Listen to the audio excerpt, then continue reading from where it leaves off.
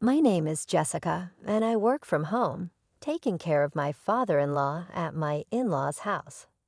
It seems that my father-in-law has always been dedicated to his work, but he overdid it and injured his back, causing his overall health to decline.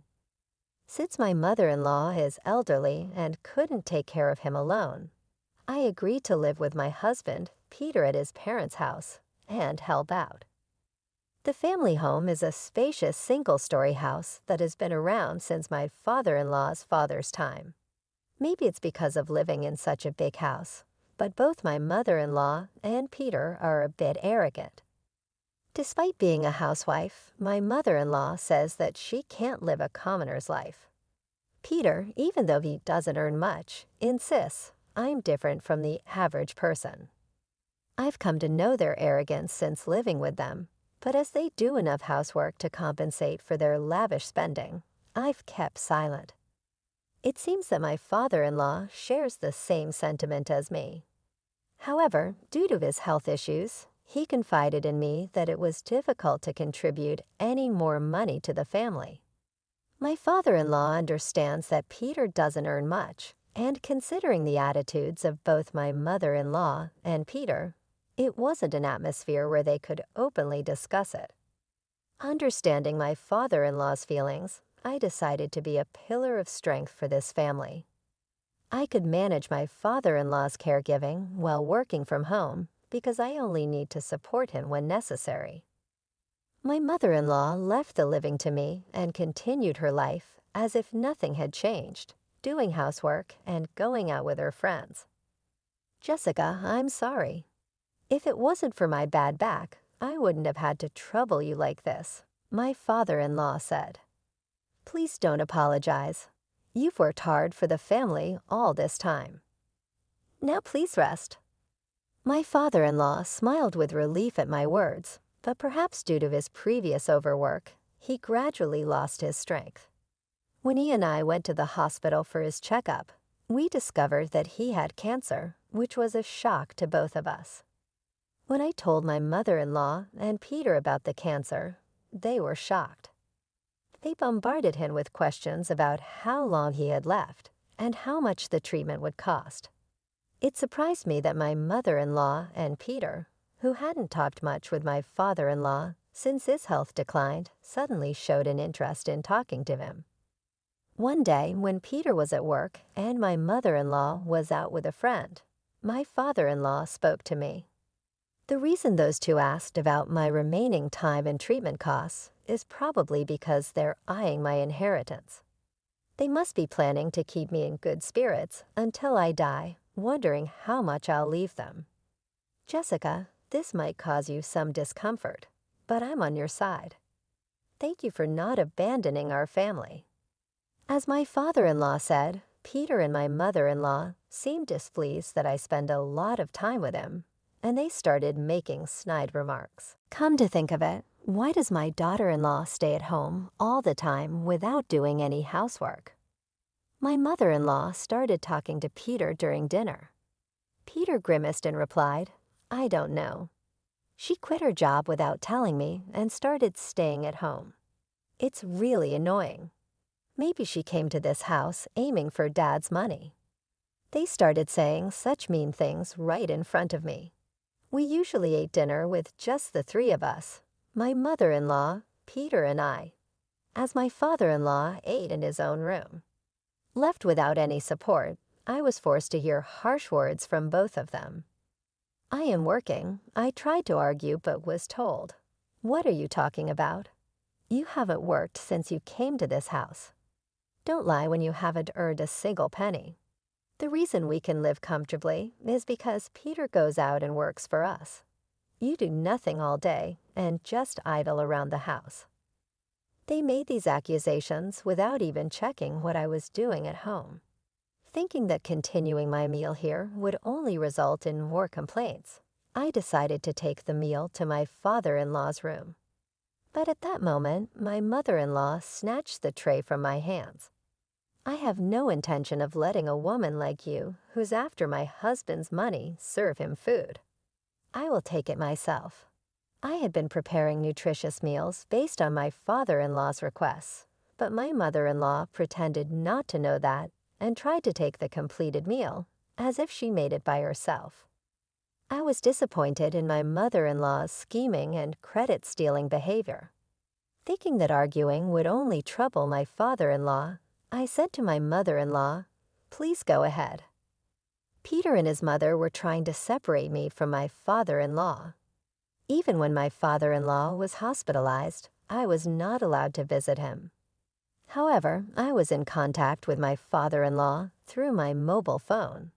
It seemed that Peter and his mother, fearing that I might inherit some of my father-in-law's estate since I had been caring for him, were trying to turn him against me. Despite the fact that it was Peter and his mother who were keeping me away from my father-in-law, I was disgusted to hear that they were saying I disliked taking care of him. It seems that my father-in-law just nodded along and ignored their words in order to protect me from further blame. Jess, those two said you took money from the house and even talked about divorce. My father-in-law's message made me laugh. There had been no talk of divorce from Peter, and for some reason, they were not trying to kick me out of the house either. Perhaps they wanted to keep an eye on my movements. Since my father-in-law and I were close, they probably thought that if I was kicked out of the house, I would be free to go and visit him. Indeed, if I divorced Peter and was kicked out of the house, I would be free from their constraints and would visit my benefactor, my father-in-law. Peter and his mother seemed to understand me well. Afterwards, I continued my remote work, enduring criticism from Peter and his mother, and keeping in touch with my father-in-law. However, half a year later, my father-in-law passed away. I busied myself with arranging the funeral in order to endure my grief. Peter and his mother did not help with the funeral arrangements, so I arranged things as my father-in-law had wished. About a week after the funeral, there was an incident while I was working from home. Peter and his mother suddenly came into the room. They had never entered my room like this before, so I was surprised but quickly saved my data and turned off my computer. "What's wrong? Don't you realize what you're doing? I know you've been embezzling the household's money. It seems you also received money from my husband. What a despicable woman." "What do you mean?" I could not understand a word of what my mother-in-law was saying. I had never received any money from my father-in-law. I had no idea how there could be such a misunderstanding. In my confusion, Peter glared at me and then said, "You cause it up to my dad, showing off your youth to get his money. You betrayed me, your own husband." I wished he wouldn't make such baseless and dirty assumptions. I had always valued my relationship with my father-in-law and had sincerely taken care of him. I never did anything to cozy up to him. "Aren't you misunderstanding? I never did anything like that." However, they didn't believe me. They began packing up my belongings without my consent. "Wait a minute, please. You need to leave this house. I have prepared the divorce papers, so sign them quickly and then go turn them in," Peter yelled, throwing the divorce papers at me. As expected, they were afraid I would visit my father-in-law in the hospital, and that's why they hadn't brought up divorce before. "You are no longer needed in this house.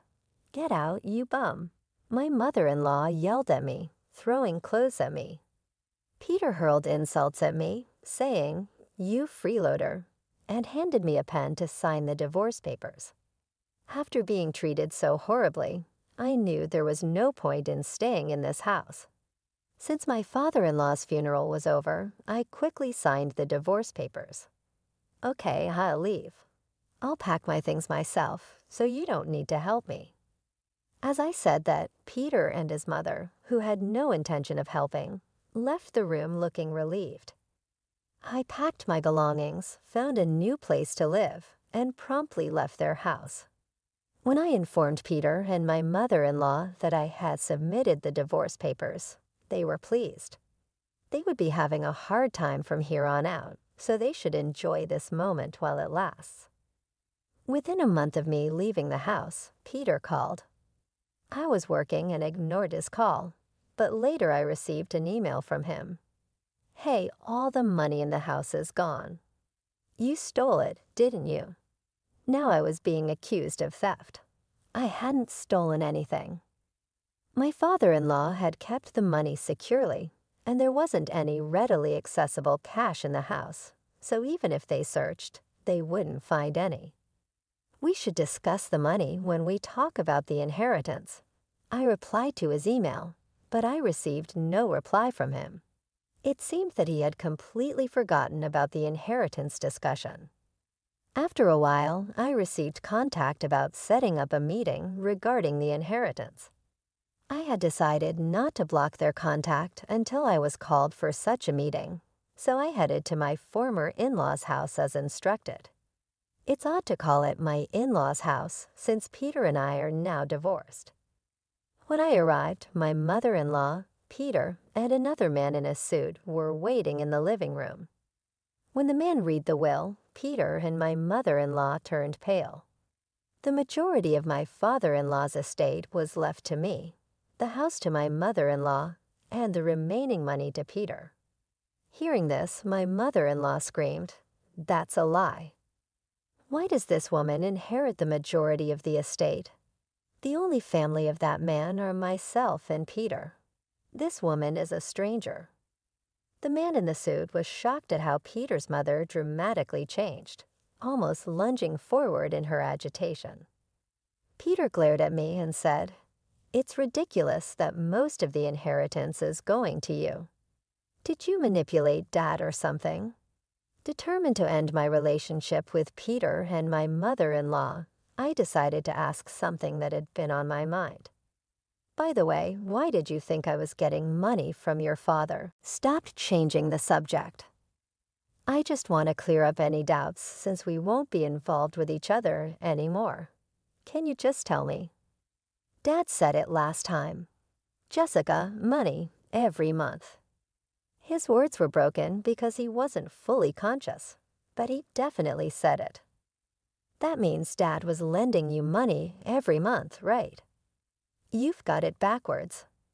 Finally, I understood why Peter and my mother-in-law had mistakenly thought that I was borrowing money from my father-in-law. In reality, I was the one contributing about $5,500 every month to my father-in-law, or rather, to their house. Maybe he was talking about me providing $5,500 monthly as living expenses. He used to apologize for taking money from me every month. "What, $5,500 every month? Why were you contributing money to the house?" "Because neither you nor your mother contributed a single penny despite your father being unable to work anymore. That's why I was supporting this house. I felt uncomfortable not contributing while living here. But still, $5,500. The maintenance of your big house and your mother's spending made it that much, but I wanted to enjoy the good food and other benefits that came with it, so I kept quiet. I had been satisfied with our life because I had my father-in-law on my side, and I wasn't particularly troubled, so I never mentioned anything to Peter or my mother-in-law. But I was very surprised that most of the inheritance would be coming to me. If the majority of the inheritance doesn't go to Peter and my mother-in-law, it will be difficult for them to pay the house's maintenance and other living expenses. How could you afford to pay $5,500 every month? You weren't working, were you? I told you that I was working from home, remember? We had that conversation before I moved in. Have you forgotten? Did you tell me something like that? Apparently, Peter had completely forgotten about our conversation. I was astounded. If Peter didn't remember our conversation, my mother-in-law probably didn't know either. Both of them must have thought I was unemployed. If I wasn't working, it would mean that I was just idling around at home every day after my father-in-law was hospitalized. But I'm not the type to do nothing and just expect to be taken care of. Then let's start over, you and me. What? I couldn't believe my ears. I asked for a divorce because I thought you were a freeloader. You must have been upset and signed the divorce papers, thinking you were being abandoned. If you're not unemployed, there's no reason for us to be divorced. What? I don't understand. You love me, right? You must have hated divorcing me. I'm saying that I'll take back the divorce, so come back home. What a joke. Why should I take care of you and your mother? I stayed because your father was kind, and I wanted to repay him. But I have no love left for you and your mother. You always insulted me and were sarcastic. Why should I keep supporting people like that? Your feelings for me, have they cooled off? Of course, there's no love left. At this moment, Peter was receiving the biggest shock of his life. He must have genuinely believed that I was still infatuated with him all this time. Instead of being on my side, he conspired with my mother-in-law to kick me out of the house.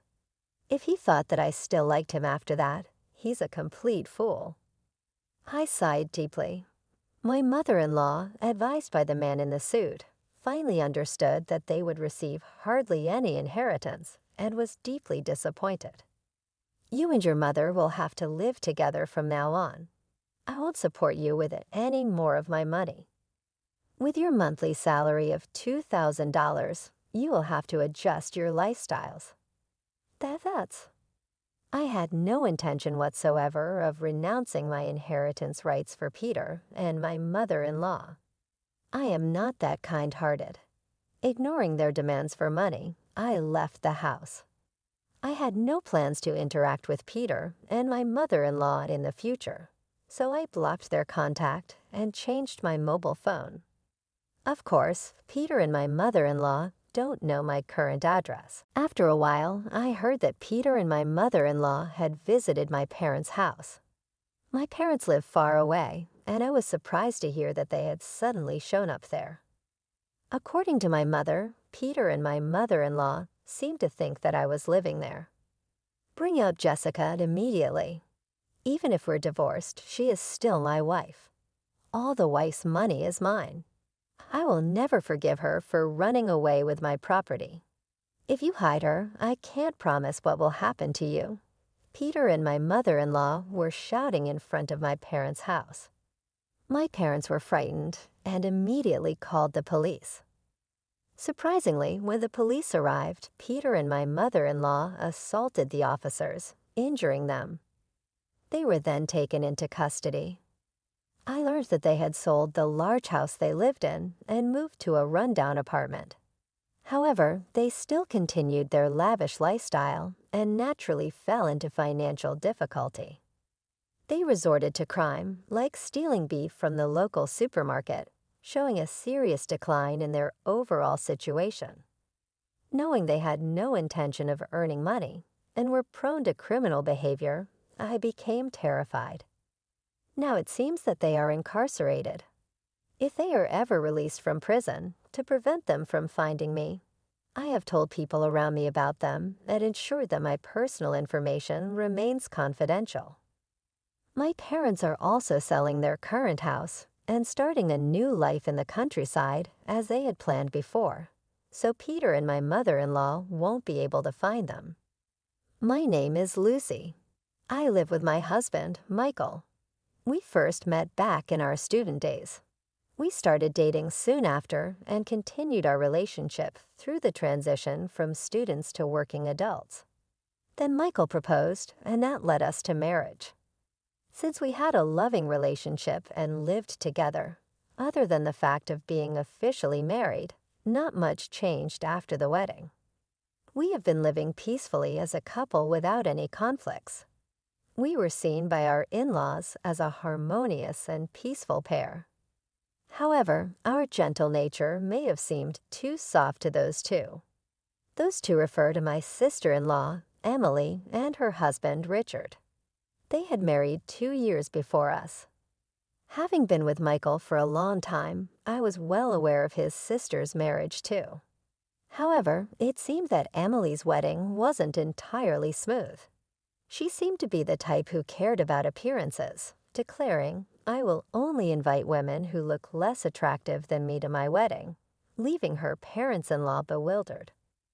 I wonder what her friends who were invited to the wedding would think if they heard that. She must not have considered that at all to be able to say such things. I was told she uttered those words in front of the friends she invited, and the room was instantly enveloped in silence. One woman said, "Isn't that too much?" But she retorted, "Stop being jealous of me. You should be grateful I invited you all who are almost in your 30s. Whether Richard's friends see you all as potential partners is another matter, and that made the atmosphere even colder." Despite being such a rude person, I couldn't understand why Richard doesn't divorce her, but the answer was quite simple. Richard, just like Emily, is someone who makes impolite comments. Far from admonishing Emily for mocking their wedding guests, Richard added insult to injury by saying, "Emily, it's cruel to confront them with the truth. Even ugly people have feelings." As a result, more of their own friends kept their distance from them. Even those who weren't invited to the wedding cut their ties with them after hearing stories from the attendees. While friends can sever connections, we, being relatives, find it hard to do so. This apartment is quite splendid. Normally, you'd think of a detached house as a mansion, but with this much space, even an apartment can be called a mansion. Emily suddenly visited our apartment and expressed her impression as she looked around. I was baffled by her unexpected visit. However, she proceeded to walk down the hall, opening doors one after another. All I could do was stand there dumbfounded. Michael, her own brother, was just as surprised, standing with his mouth agape. While we were stunned, Emily freely snooped around our home. "Where are the beer and snacks?" Richard asked us, opening the fridge without permission. I couldn't help but be astonished by the audacity of my brother-in-law and his wife. In any typical household, opening doors and refrigerators without asking is considered rude, something we're all taught. I was just dumbfounded by their inability to follow such basic courtesy. "I'm sorry, but may I ask what brings you here today?"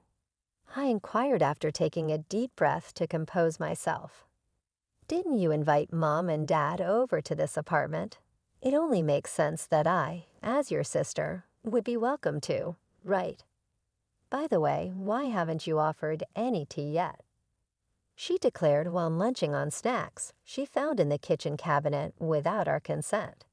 Eating snacks from the shelf without asking, then demanding tea.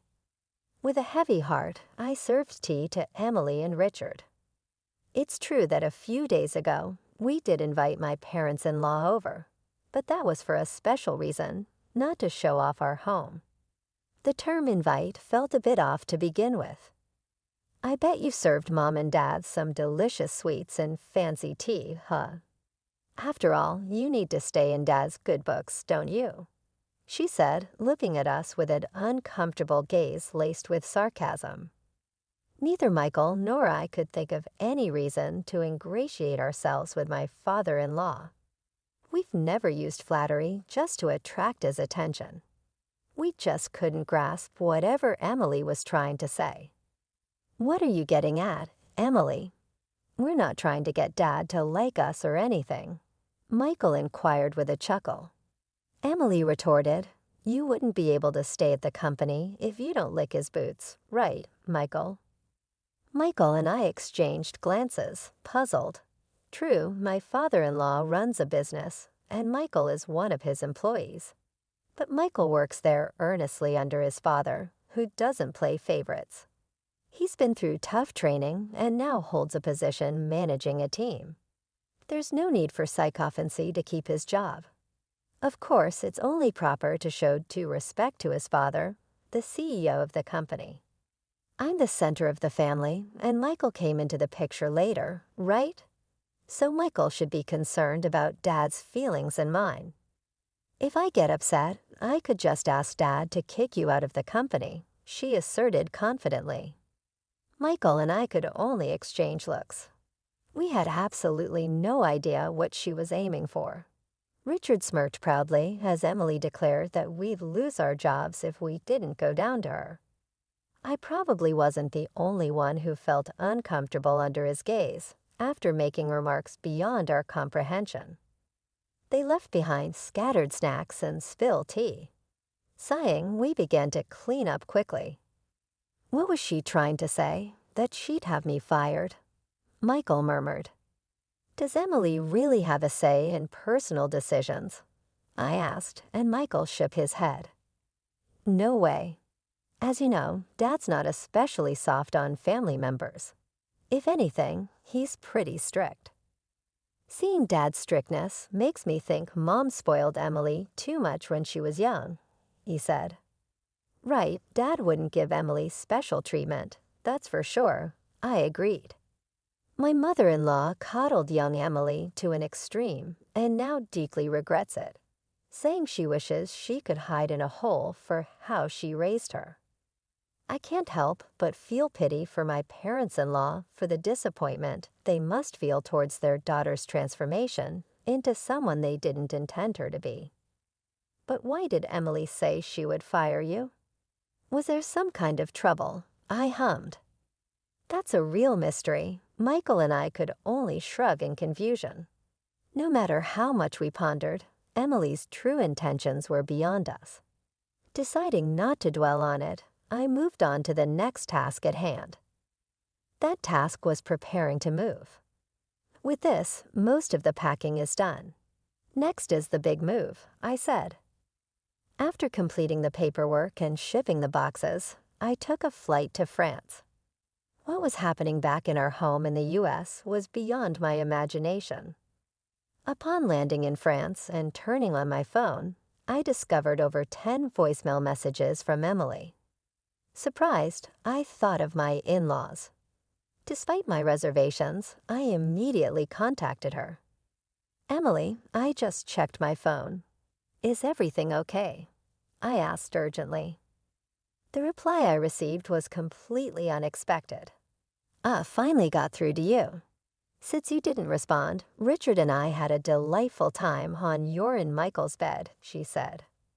What? I couldn't comprehend what she was saying and just tilted my head in confusion. Emily sounded pleased, so it seemed unlikely that anything had happened to my in-laws. So I'm at your apartment now. You both seem to be away, and we're just enjoying this luxurious space, she continued. Apartment? Our apartment where we used to live? Why are you there, and what do you mean by a delightful time with your husband?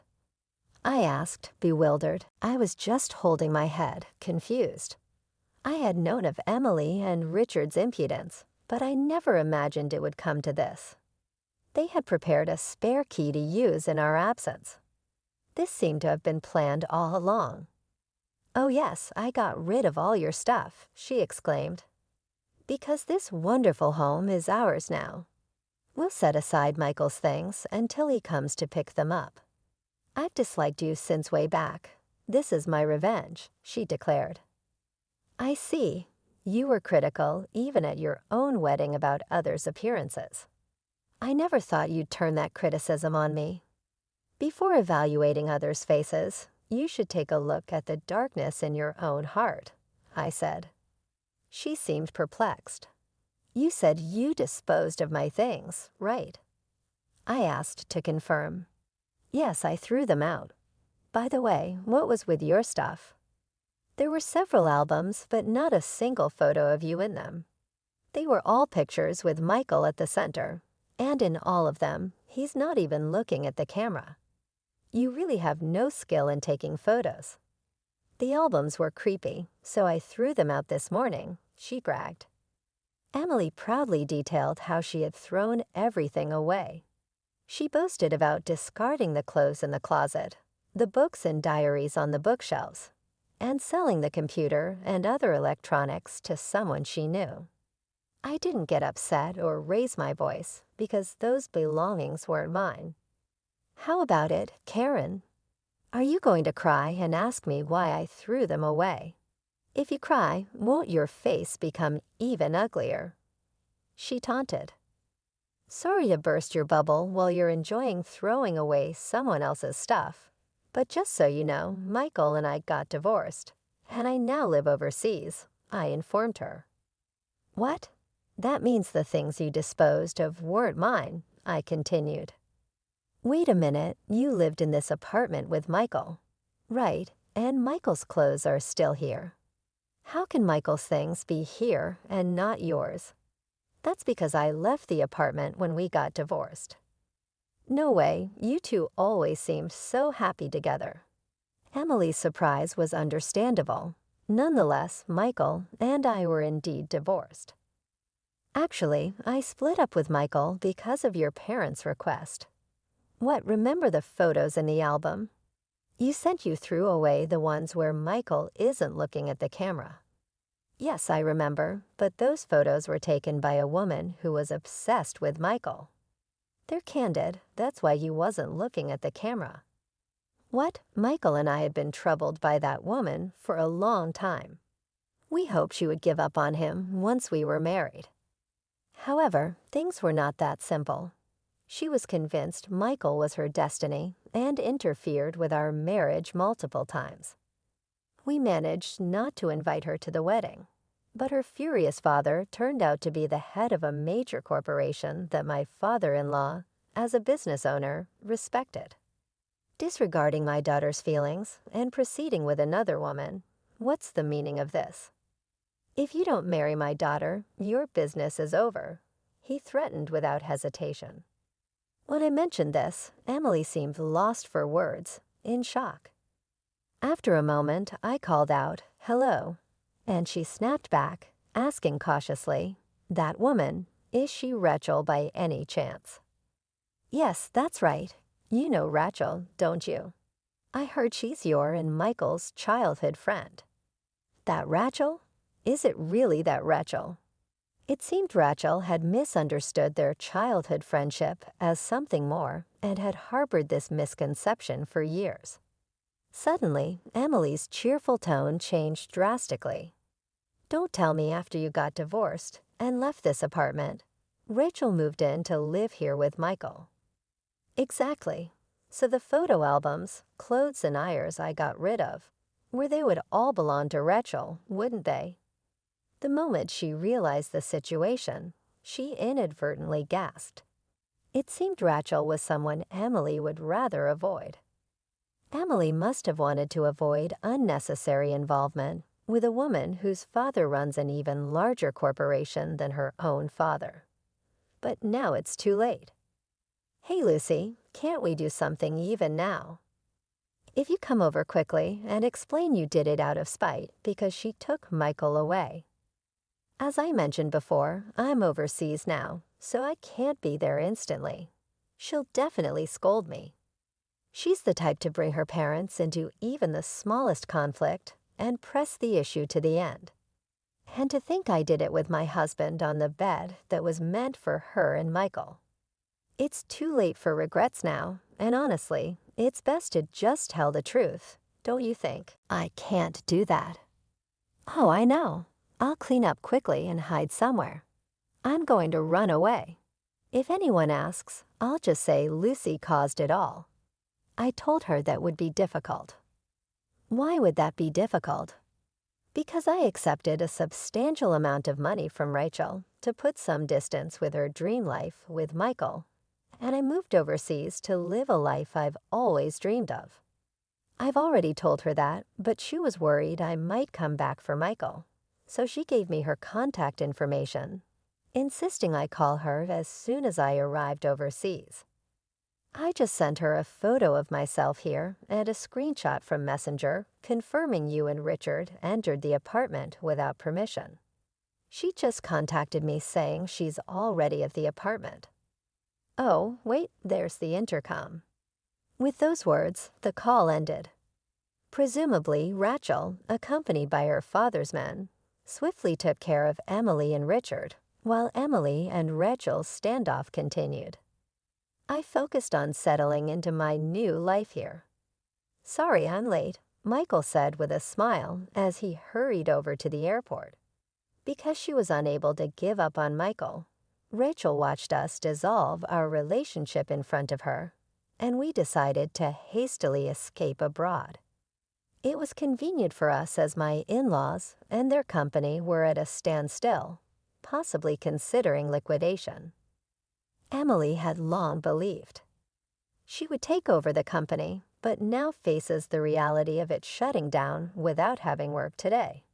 In the end, Rachel forced Emily and Richard into hard labor at a company her father owned, angry that they had tainted her home. Surprisingly, Rachel began to show affection towards Richard, and now Emily is left to work alone, struggling to pay off her debt to Rachel.